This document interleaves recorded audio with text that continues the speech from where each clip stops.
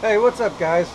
I'm back from the Delta, the Mississippi Delta, and I had a good time. I had a good, safe trip home. And I'm glad that some of you guys could enjoy that last video about the Devil's Crossroads. So, anyway, I got behind me. The Tramp is up in the air because of a few issues I saw. I have this fan going right here, so let me unplug this thing real quick. So as I come in the garage the next morning, I see this right here, right underneath the Tramp. I know that she leaks a bit, not a whole lot, but not like that. Thought maybe I'd just check it out. I want to see if you guys ever have this issue. Let's get down here. As you can see, it was a little bit of an oily mess here. I got to looking underneath it, and it was all wet. Oh, it's all wet underneath this primary. Oh, this is wet, but that's not really oil. That's that real tacky grease on the chain. But anyway, to save a long story, this thing was fingered loose. After checking all of these bolts to make sure the primary gasket wasn't leaking, it happened to be this thing. It backed itself off after so many miles, and I mean, I could turn it with my hand. You guys who ride Sportsters, do you ever have an issue with that? I'm just wondering. Not that it's a big deal. I mean, I'm not afraid of that. It's just another thing to check as far as I'm concerned. I've also noticed that she's getting a little wet around here, around this base gasket. And over here, just a little bit of a puddle of oil right there. It's a combination of these breather bolts because my carburetor is just slap covered with oil. And it's also a combination of the seals underneath these push rods. And this base gasket here is also leaking, which tells me that in the future, I guess I'll just keep on riding it the way it is. And then when it gets to be a little bit on the chilly side of things, I'll have to pull the top end apart, pull the jugs off, and put all new gaskets in it. So I guess it's part of it having choppers. And on top of that problem, even though it's not really that much of a problem, I can just keep hosing it down at the car wash and keep putting oil in it, and it's not really pouring out oil, but it is a greasy, oily mess after every time I do a road trip. Being that I run a chain drive, I always end up with a lot of slop after about 500 miles, 350 miles, and I have to adjust it out. But it's getting time to change this sucker out. I mean, it shouldn't even do that side to side. I mean, look at this. So, no doubt the chains wore out.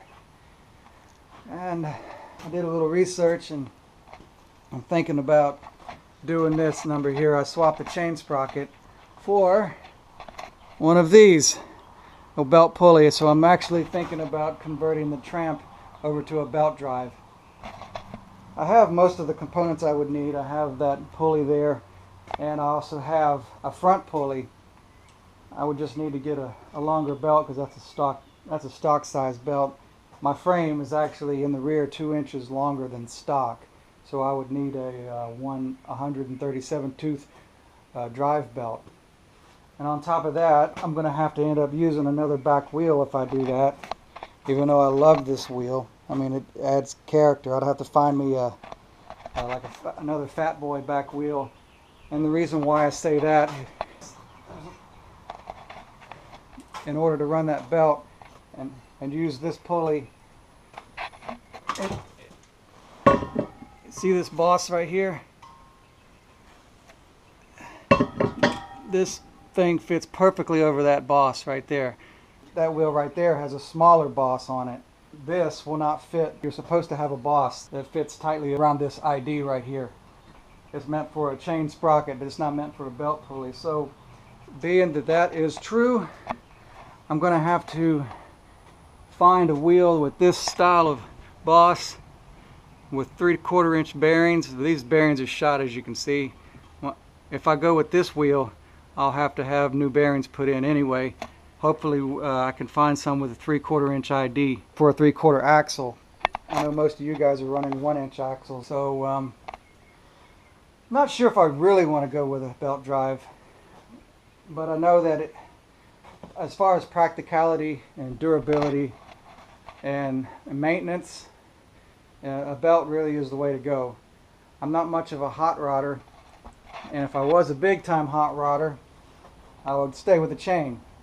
You know, when you use a chain, you get almost all the torque from the motor to the back wheel.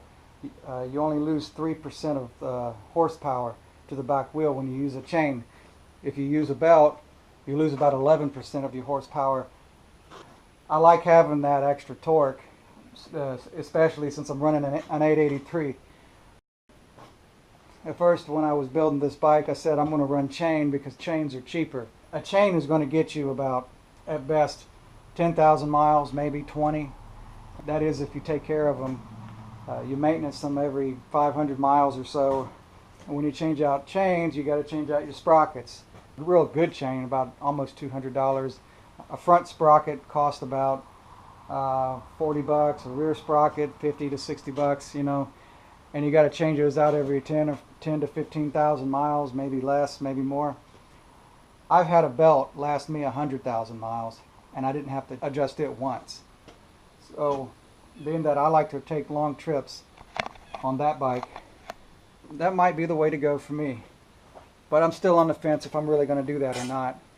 After all, I'm in the market for another chain sprocket for the rear wheel, because I still have another chain here that I bought from TC Bros. I bought it from their Christmas sale.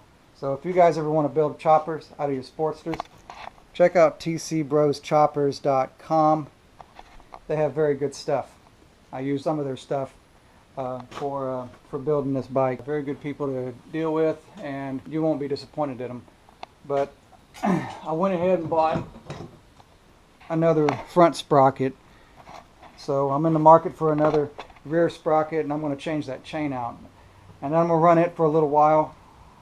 And then I'm still going to contemplate through my head if I really want to go with a belt drive or stay with a chain drive. And to be honest with you, I mean, a chain drive just looks cool anyway. A belt drive doesn't. I mean, I don't want to say it doesn't look cool, but there's just something tough looking about a scenario, a setup like that. I mean, I guess that's the vain side of me on that. But as far as practicality is a belt, really, in the long run, common sense tells me to go with a belt. Looking cool tells me to go with a chain. Oh well. And you guys tell me your thoughts on the matter. I'd like to hear your opinions. So just leave a comment down below. And thanks for watching. Have a good day. And be good to yourselves.